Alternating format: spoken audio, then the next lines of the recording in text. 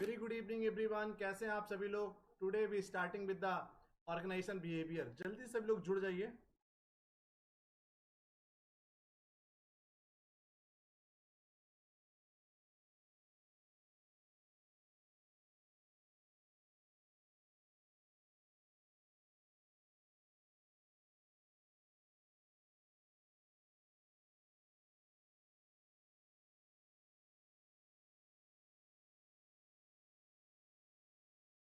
जल्दी से सभी लोग ऑनलाइन आ जाओ ताकि सेशन को स्टार्ट किया जा सके। Please join everyone.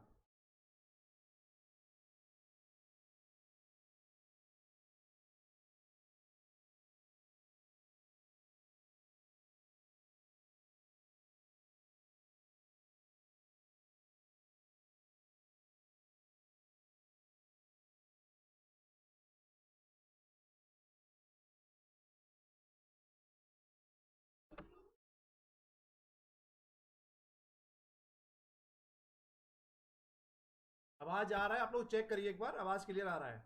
मेरे मोबाइल में क्लियर आवाज आ रहा है।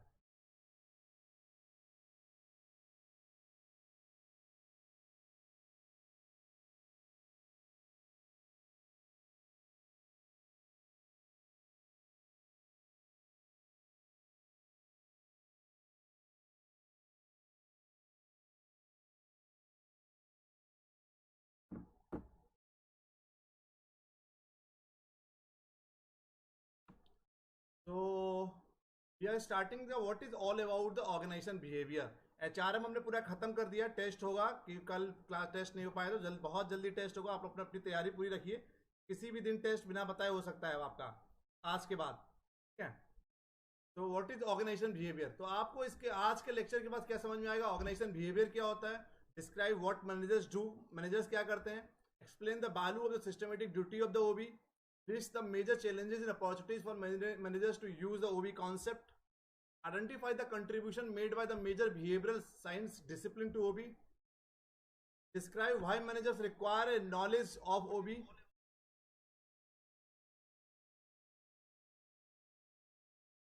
explain the need for a contingency approach to the study of OB, identify the three levels of analysis in this book OB model. तो पहले what managers do, organisation behaviour क्या होता है? ऑर्गेनाइजेशन तो आपको पता ही, जहां पे दो या दो से ज्यादा लोग आपस में मिलकर काम करते हैं एक ऑर्गेनाइजेशन के ऑब्जेक्टिव को अचीव करने के लिए, दैट इज कॉल्ड ऑर्गेनाइजेशन। और उसमें कैसे रिस्पॉन्ड कर रहे हैं एक दूसरे के अगेंस्ट में, कैसे रिस्पॉन्ड कर रहे हैं आपस में जब लोग काम कर रहे हैं, कैसे दे आर बिहेविंग, कैसे वो लोग बिहेव कर रहे हैं, that is called organisation behaviour. अभी आगे आपको पूरा बताएंगे। पहले है व्हाट मैनेजर्स डू। मैनेजर्स और administrators individuals who achieve goal through the other people, ऐसे इंडिविजुअल जो दूसरों के द्वारा अपने गोल्स को अचीव करते हैं, that is called managers. Managers का काम क्या होता है? सुपरवाइज करना ओवरऑल संगठन को। अलग अलग मैनेजर्स होते हैं, मार्केटिंग का अलग हुआ, एचआर का अलग हुआ, फाइनेंस का अलग हुआ, ऑपरेशंस का अलग हुआ, बट कुल मिला के सभी मैनेजर्स का काम क्या होता है? कहीं ना कहीं दूसरों से काम करवाना और अपने ओवरऑल गोल्स को अचीव करना। तो मैनेजरियल एक्टिविटीज क्या होती है? टू मेक डिसीजंस, निर्णय लेना, allocate the resources at the right place at the right time, direct activities of others to attain goal, और दूसरों से काम करके कैसे करवाना है उसके लिए कुछ एक्टिविटीज करना। तो मेक आउट द डिसीजन, कैसे डिसीजन लेना है आपको, किस तरीके से डिसीजन लेना है, कितना प्रोडक्शन होना चाहिए, कितना नहीं होना चाहिए, किसको रिक्रूट करना है, किसको रिक्रूट नहीं करना, what type of the marketing strategy you should follow. तो we have the numerous number of the managers work. तो मैनेजर की कई सारी एक्टिविटीज होती है, अलग मैनेजर्स की अलग एक्टिविटीज होती हैं। तो इंडिविजुअल, ऐसे individuals who achieve the goal through the other people, दूसरों के द्वारा ओवरऑल ऑर्गेनाइजेशन के गोल को अचीव करते हैं, उनको मैनेजर्स और एडमिनिस्ट्रेटर्स कहा जाता है। ऑर्गेनाइजेशन क्या होता है? A consistently coordinated social unit compose of two or more people that functions on a relatively continuous basis to achieve a common goal or set up the goal. ऐसा एक सामाजिक यूनिट जहां पर दो या दो से ज्यादा लोग मिलकर एक काम करते हैं, रिलेटिवली और कंटिन्यूअस बेसिस, लगातार नियमित रूप से काम चलता रहता है ताकि हम लोग एक कॉमन गोल्स को अचीव कर सकें, सेट अप गोल्स को अचीव कर सकें।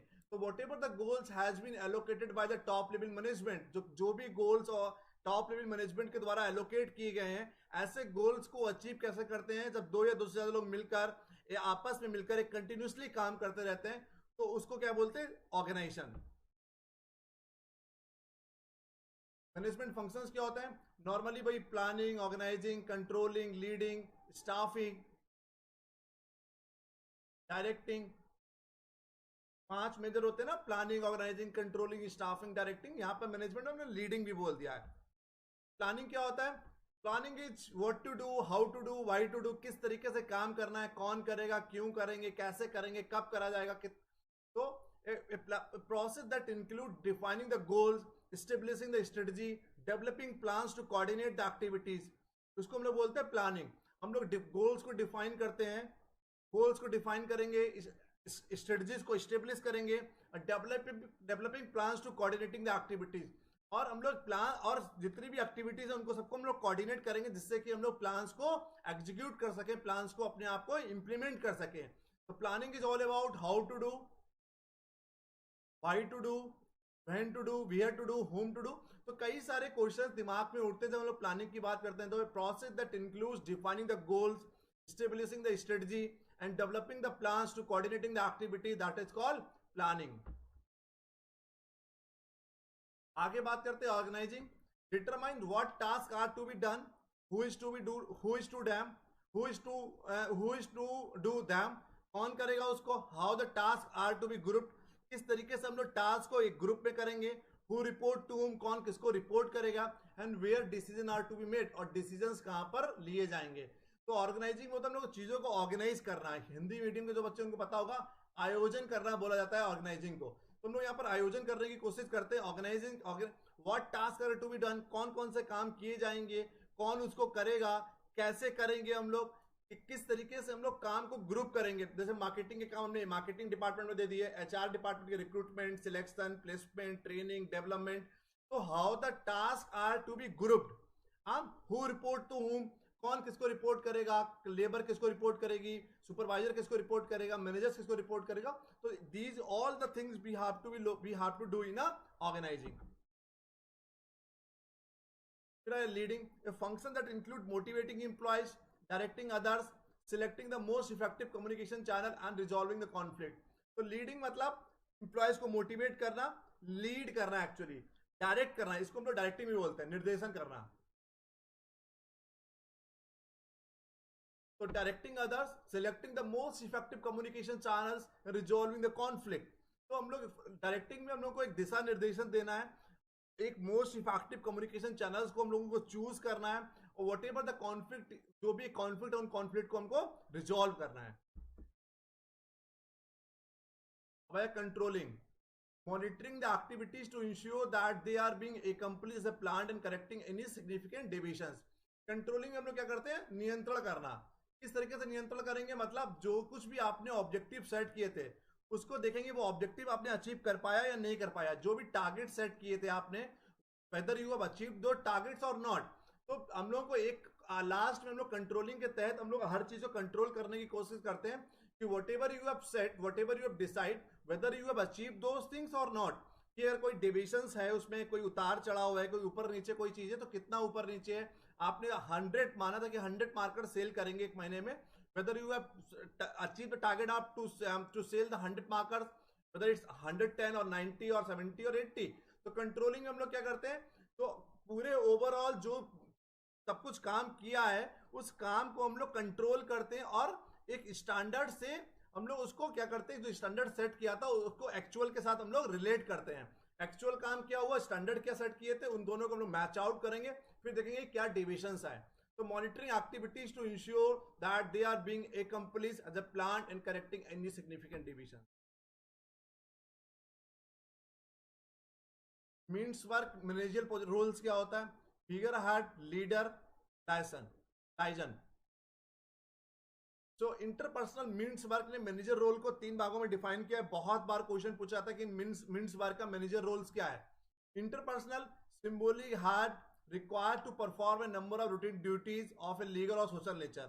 Leader responsible for the motivation and direction of the employees, कोई लाइजन की बात करेंगे तो लाइजन होता है maintain a network of outside contract who provide favours and information. तो लाइजन इंटरपर्सनल का मतलब है कि किस तरीके से एक दूसरे से लोग मिलकर काम कैसे करेंगे। तो लाइजन का क्या रोल रहता है कि maintain a network of outside contact, एक आउटसाइड कॉन्टैक्ट में नेटवर्क मेंटेन कर रही है जो आपको फेवर प्रोवाइड करेगा, इंफॉर्मेशन प्रोवाइड करेगा। लीडर का काम क्या है, जो responsible for motivation and direction of the employees, जो मोटिवेट करेगा एम्प्लॉयज को और डायरेक्ट करेगा।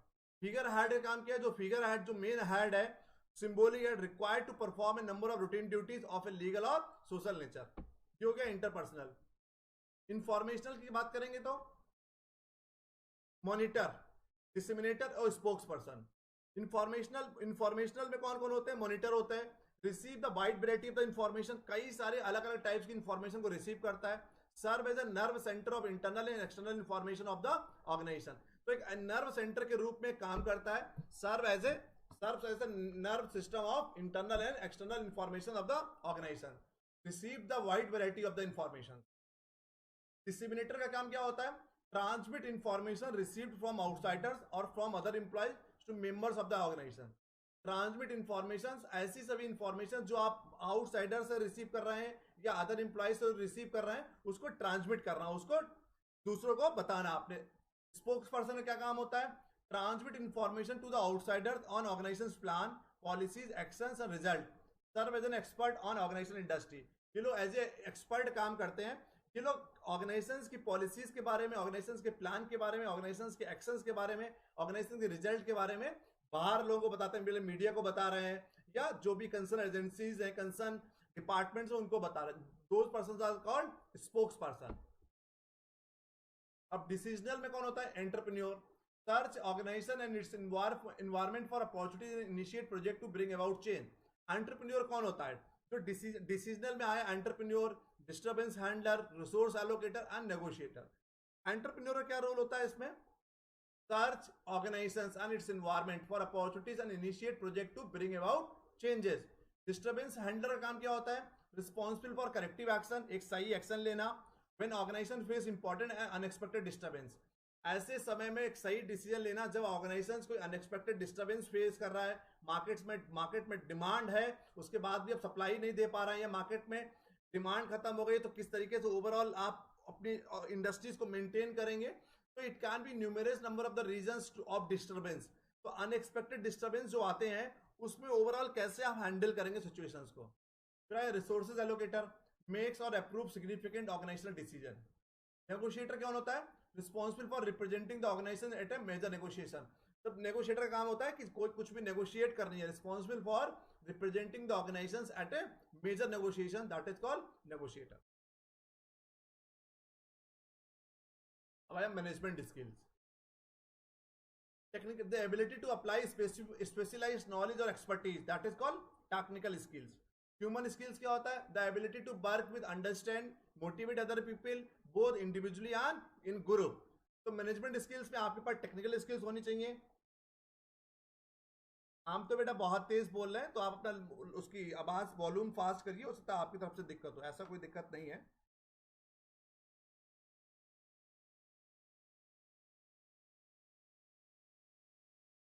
ठीक है, तो टेक्निकल स्किल्स की हम लोग बात करते हैं। तो technical skill, the ability to apply specialise knowledge और एक्सपर्टीज, अपनी स्पेशलाइज नॉलेज और एक्सपर्टीज को अप्लाई करना। Human skills is all about to ability to work with, understand and motivate other people both individuality and in group, that is called human skills you should have. फिर हुआ conceptual skills, the mental ability to analyse and diagnose the complex situations. The mental ability to analyse and diagnose the complex situation, that is called conceptual skills. Clear, तो जो आपकी mental ability है, mental ability to analyze and diagnose the complex situation, that is called conceptual skills. अब आया effective versus successful managerial activities. Luthans ने ये बोला है, ट्रेडिशनल मैनेजमेंट क्या बोलता है, डिसीजन मेकिंग की बात करता है, प्लानिंग की बात करता है, कंट्रोलिंग की बात करता है। कम्युनिकेशन की हम लोग बात करेंगे तो exchanging the routine information, processing the paper work, routine information को एक्सचेंज करना हो गया।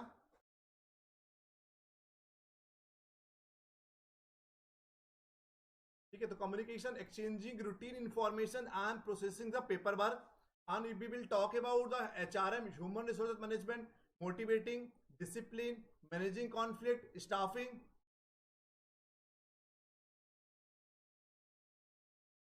Here, so effective versus successful managerial activities, networking, socializing, politicking, interacting with others. तो effective versus successful managerial activities को ट्रेडिशनल मैनेजमेंट में decision making की बात करते हैं, प्लानिंग की बात करते हैं, कंट्रोलिंग की, कम्युनिकेशन में रूटीन इंफॉर्मेशन को एक्सचेंज करना है, एचआर में motivating, discipline, managing conflict, staffing, networking में सोशलाइजिंग की बात करते हैं, पॉलिटिकिंग की बात करते हैं, इंटरेक्टिंग विद अदर्स की बात करते हैं. अब देखिए allocations of activity by the time. Average managers क्या होते हैं? देखिए ट्रेडिशनल मैनेजमेंट ये हो गया, traditional management, human resources management ये हो गया, कम्युनिकेशन ये हो गया, नेटवर्किंग ये हो गया. तो यहां पर एक डिफाइन करने की बात किया, एक एवरेज मैनेजर, सक्सेसफुल मैनेजर और इफेक्टिव मैनेजर. सक्सेसफुल मैनेजर्स होते हैं वो कम्युनिकेशन पे ज्यादा ध्यान देते हैं. सक्सेसफुल मैनेजर्स होते हैं they are more concern about the communications. उससे कम होते हैं वो कहीं ना कहीं एचआरएम पे, नेटवर्किंग पे 11% और ट्रेडिशनल मैनेजमेंट पे कम फोकस करते हैं वो लोग. तो और एवरेज मैनेजर्स क्या होता है 32% किस पे काम कर रहे हैं? ट्रेडिशनल मैनेजमेंट पे, ट्रेडिशनल चीजों पे ज्यादा फोकस करते हैं. 19% नेटवर्किंग पे, 20% मतलब ऑन एन एवरेज आप देख के समझ सकते हैं कि इफेक्टिव मैनेजर्स इफेक्टिव क्यों होते हैं, because they are communication gap उनके कुछ भी नहीं होता. Whatever the information they are getting from one side and they are transferring those information from one place to the other place. अगर top level executive से कोई order मिला directly उन्होंने लोअर लेवल को बता दिया. तो मैनेजर्स एक जो इफेक्टिव मैनेजर्स होते हैं मार्केट से कोई इंफॉर्मेशन मिल रही है तुरंत उसको गैदर करके इंप्लीमेंट कर रहे हैं. तो they are more concern about the communication. अब आया ऑर्गेनाइजेशन बिहेवियर. ऑर्गेनाइजेशन समझ में आ गया, बिहेवियर समझ में आ गया. ऑर्गेनाइजेशन बिहेवियर क्या है? A field of the study that investigate the impact that individuals, group and structure have on behaviour within the organizations for the purpose of applying such knowledge towards improving an organizational effectiveness. So organizational behavior क्या है? Field of the study that investigate the impact with the individuals. Individuals पे क्या impact पड़ रहा है, group पे क्या impact पड़ रहा है, structure have on behavior within the organizations. किस तरीके से लोग एक दूसरे पे impact डाल रहे हैं, किस तरीके का structure एक organizations में है for the purpose of applying such knowledges towards improving an organizational effectiveness. अगर ऑर्गेनाइजेशनल बिहेवियर अगर ठीक सा होगा एक ऑर्गेनाइजेशन में तो ऑटोमेटिकली ऑर्गेनाइजेशनल इफेक्टिवनेस उसमें अच्छा होगा.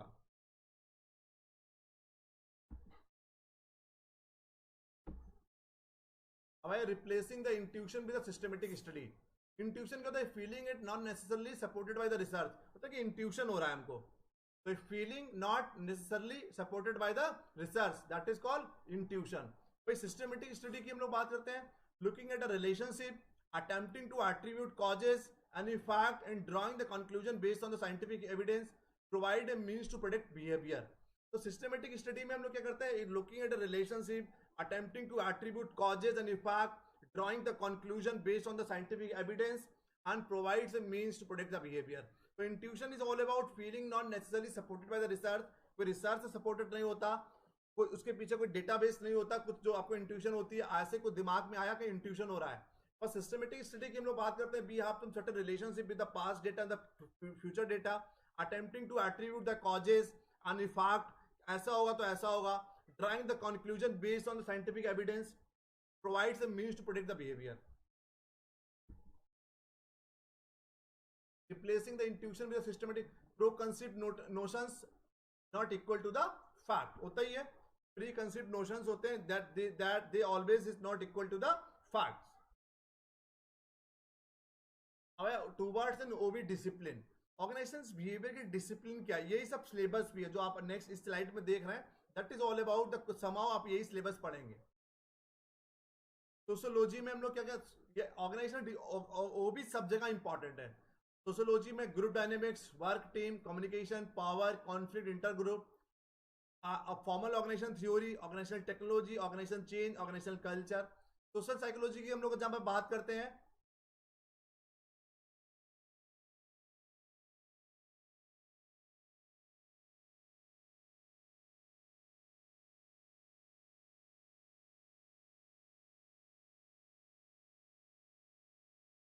सोशल साइकोलॉजी की बात करते हैं तो that is all about the behavioural change, attitude change, communication, group process, group decision making.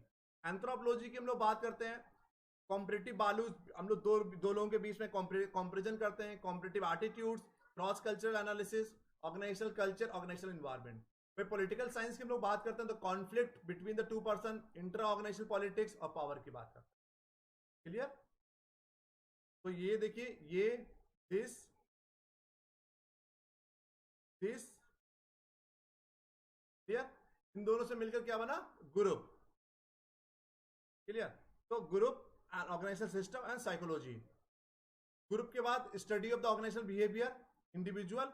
फिर क्या क्या बनेगा? यही पूरा सिलेबस बनता है, learning, motivation, personality, emotion, perception, training, leadership effectiveness, job satisfaction, individual decision making, performance appraisal, attitude measurement, employ selection, work design, work stress. यही आपका पूरा सिलेबस है ऑर्गेनाइजेशन बिहेवियर का, यही पढ़ने वाले हैं हम लोग पूरा। ठीक है, तो किस तरीके से टूबर्ट्स एंड ओवी डिसिप्लिन ऑर्गेनाइजेशन बिहेवियर के डिसिप्लिन कहां कहां पर है? सोशियोलॉजी में भी है, सोशल साइकोलॉजी में भी है, एंथ्रोपोलॉजी में भी है, पॉलिटिकल साइंस में भी है, साइकोलॉजी में भी है, ऑर्गेनाइजेशन सिस्टम में भी काम करते हैं, ग्रुप में भी काम करते हैं। तो study of the organisation behaviour, तो हम लोग कई सारी चीजों का एनालिसिस करते हैं इसमें। पहले आया साइकोलॉजी। साइकोलॉजी पता है, the science that seeks to measure, explain and sometime change the behaviour of the humans and other animals. तो साइंस, ऐसी science that seeks to measure and explain and sometime change the behaviour of the humans and other animals. Psychology, learning, motivation, personality, emotions, perception, training, leadership effectiveness, job satisfaction, individual decision making, individual performance appraisal, attitude measurement, employees, work design. It might be, ये individually भी आपको learning की बात करेंगे, motivation की बात करेंगे, personality की बात करेंगे, इमोशंस की बात करेंगे। तो साइकोलॉजी ऐसी साइंस जो that seeks to measure, explain and sometime change the behaviour of humans and other animals. किस तरीके से एक इंसान का बिहेवियर चेंज होता है, उसको हम लोग किस तरीके से स्टडी करेंगे। तो we have to be gone through with this particular topics. Sociology की बात करते हैं तो group dynamics, work team, communication, power, conflict, inter group. तो इन दोनों को मिलकर क्या बनता है? ऑर्गेनाइजेशनल सिस्टम और group. Formal organisation theory, organisational technology, organisation change, organisational culture. ये पढ़ना नहीं है, वो केवल समझा रहे हैं कि क्या किसमें क्या आएगा। ये अपने आप में सब टॉपिक है, सब बताए जाएंगे आपको। सोशल साइकोलॉजी की हम लोग बात करते हैं, area with psychology that blend concept from psychology and sociology and that focus on the influence of people और वन अनदर। एक दूसरे का दूसरे पे क्या प्रभाव पड़ता है, एक का दूसरे पे क्या प्रभाव पड़ता है, that is called social psychology. A का बी पे क्या इंपैक्ट पड़ रहा है, बी का सी पे क्या इंपैक्ट पड़ रहा है, सी का डी पे क्या इंपैक्ट पड़ रहा है। जैसे कि केबल साइकोलॉजी की बात करी, वहां पे इंडिविजुअल स्टडी की हम लोगों ने बात करी थी, पर सोशल साइकोलॉजी की बात करते हैं जब आपस में एक दूसरे का क्या रिलेशन है, एक दूसरे का किस तरीके से इंपैक्ट पड़ रहा है, that is study of social psychology.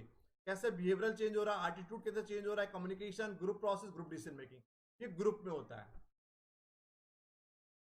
फिर anthropology, the study of societies to learn about human beings and their activities. ये पूरी सोसाइटी की बात कर रहे हैं हम लोग। Anthropology, competitive analysis, competitive attitude, cost culture analysis, organisational culture, organisational environment, group और ऑर्गेनाइजेशन सिस्टम। यहाँ पर पूरी सोसाइटी की बात करेंगे, the study of society to learn about human beings and their activities. पूरी सोसाइटी के ह्यूमन बींग्स की हम लोग स्टडी कर रहे हैं और उनकी एक्टिविटीज की हम लोग बात करेंगे। पॉलिटिकल साइंस पता ही, the study of the behaviour of the individuals and group within a political environment. Conflict, intra organisational politics, power, organisation system में किस तरीके से पॉलिटिक्स काम करती है उनको पूरा एनालिसिस करना, that is called political science.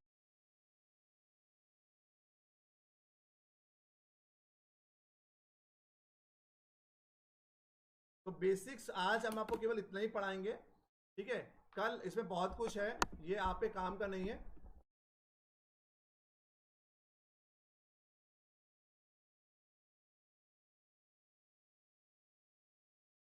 कल आपको ऑर्गेनाइजेशन बिहेवियर के मॉडल्स पढ़ाए जाएंगे।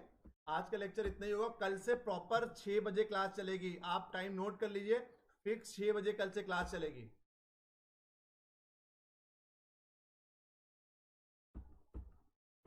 तो बहुत कुछ है लेकिन वो आप पे काम का नहीं है, ठीक है। हम पीपीटी आपको भेज देंगे, अगर कोई दिक्कत लगे तो पूछ लीजिएगा।